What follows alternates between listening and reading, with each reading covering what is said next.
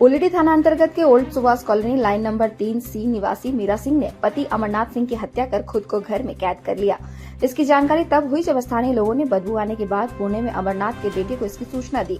बेटे ने पुलिस को फोन कर बताया, जिसके बाद ओलीडी और मानगो पुलिस घटनास्थल पर पहुंची। पुलिस स्थानीय लोगों के साथ घर के अंदर घुसे।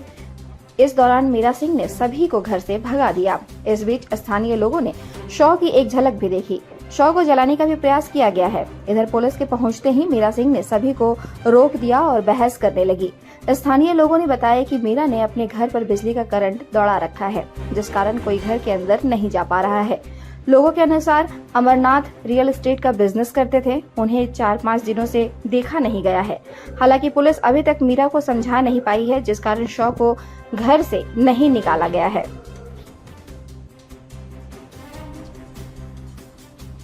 ओल्ड सुभाष कॉलोनी में एक जानकारी मिली थी कि घर के अंदर एक लाश पड़ी है। यहाँ आके हम लोग देखे तो लाश करीब 3-4 दिन पुराना दिख रहा था और साथ में एक औरत भी थी, जिसको हम लोग उन्हें घर थाने लेके गए हैं। बाकी बाद में जो भी आगे आएगा वो आपको कवर कर दिया जाएगा। क्या लग रहा है उस व्यक्ति की कैसे मौत हुई है? अभी कोई विशेष नहीं करो, आगे जाँच करने के बाद ही सब क्लियर हो पाएगा।